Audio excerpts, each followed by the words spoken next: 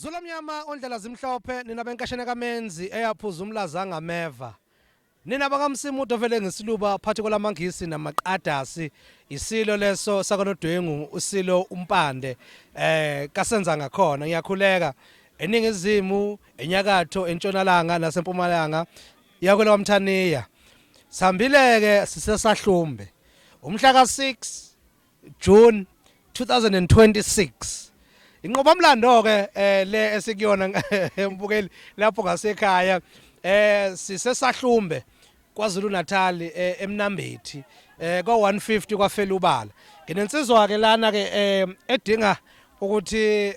kube khona ilango sizobonakala. Ngiyafisa ukuthi ke izethule ngasemakhaya bese sikwazi ukuthi sikhulume nayo njengoba sikhona la endaweni yasesahlumbe. Mfowethu asikubingelele kuhambo lusaqhubeka TV. Cha angibingelele ngibonge ithuba kwintatheli yethu yohambo lusaqhubeka TV lobingelelayo umfundo wakwaDladla udume ngelika Sigebengu umfana kaNtombi kayise. Cha ngibingelela bonke ababukeli nabalaleli abakhona kodwa ngibingelele kakhulu esizweni sangakithi esingaphansi kwenkosi yabathembu ngoba yonke into engiyikhulumayo mina la ngihamba khona ngirepresenta abathembu ngaphansi lana endaweni yasesahlumbe njengoba bezivakashele intatheli zethu lo hambo lusaqhubeka ngiyabingelela. Mfowethu si drive sisuka le kude sizokhalalisela mfethu usuku lakho olukhulu lokuzalwa mfethu nikeza umbukeli isithombe ukuthi oba simile la sime kuphi mhlawumbe futhi usungazuma mhlawumbe ukuchecka nje ukuthi lo yamuzi lo yana omhlophe lo yana umuhle kangaka ikwabani. Umuzi omuhle noma indaweni kiyo nisesahlumbe nizohalalisela insizwa ngoba ngijabule kakhulu makusuka intatheli suka kude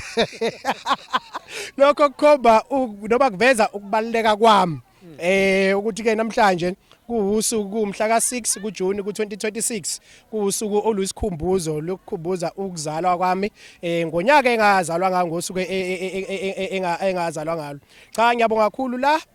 kusesahlumbe bese ekhaya nje nakhe lapha mqamama lapha phesheya komfula phesheya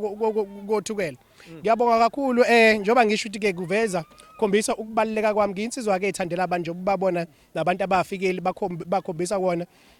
ukubona ukubaluleka kwami. Nginsizwe ethandela abantu ethanda ukuphila nabantu ethanda ukuhle kubantu nethanda ukuthi abanye abantu nabo bephumelele njengayo ngoba isiphumelelile ngemizamo yaye emncane futhi esaqhubeka nokuphumelela futhi ethanda ukulekelela abantu ngingathi mangithanda ukulekelela abantu bese ngicabanga ukuthi ngifuna ukuba yikhansela cha ngiyathanda nje ukusiza abantu ukusiza ngothando ngaphandle ukuthi ke kunento engifuna ukuyizuza. Ngibonge kakhulu ngibonge baningi abantu abangifisele usuku lokuzalwa namhlanje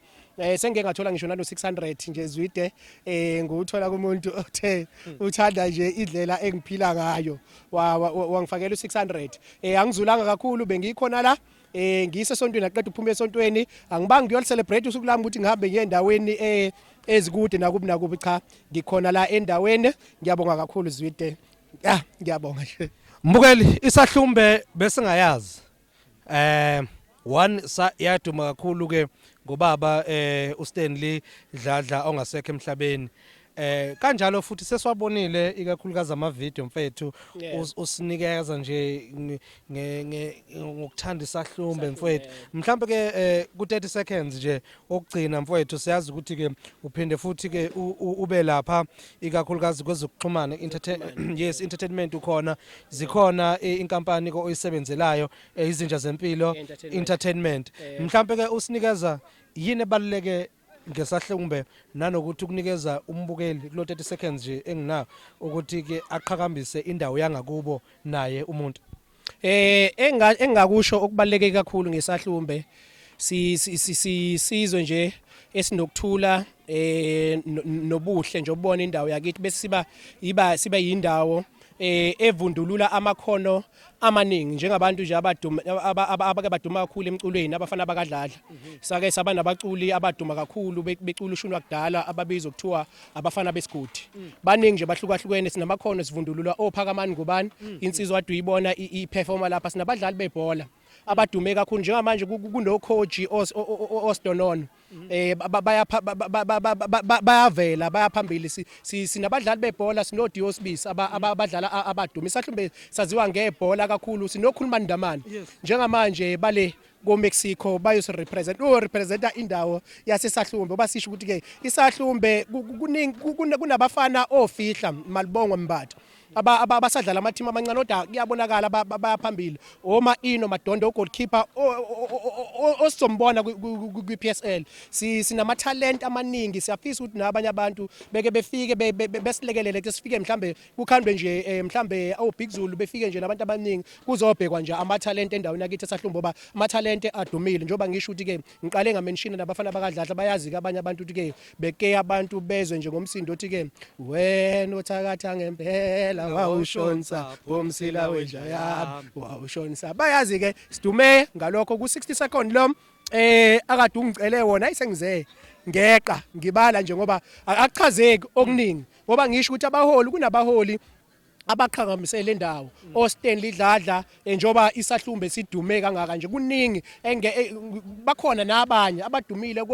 komnambithi indawo yonke sinanomholi odabuka ngaphansi la esahlumbe osimele eParliament uNhlanhla Hadebe ukhona nje usimele weIFP ke usimele ngakhona la elokuzaneni eParliament sidume ngezinto ezinhle siqhambisa amakhono futhi siyafisa nentsha yangakithi iye phambili njoba nathi sesikwazi ukuba bahle sicebezele sebafisela nabancane bekhanya sikiba abantu abanomona wonke umuntu simfisela okuhle kule ndawo yakithi uNdukuza Manazaretha zemshazi emdephuni okungixaka isinye singishayo sesabekwa phezulu kweBhayibheli sagwaxa futhi ngisengele phansi Manazaretha onyazi lwezulu anisangizwela untombi sasongoye ngisabisa okugcusulo ngisabisa kungculaza inhliziyo mabe ngayigreyithanga bayishabe iqede abantu nasongoye kodwa nakho ngavuka ngama ngeenyawo zombili kodwa nje ngithi uNkulunkulu ke makanibusise uhambo losaqhubeka let's go together towards a better direction. Siyabonga.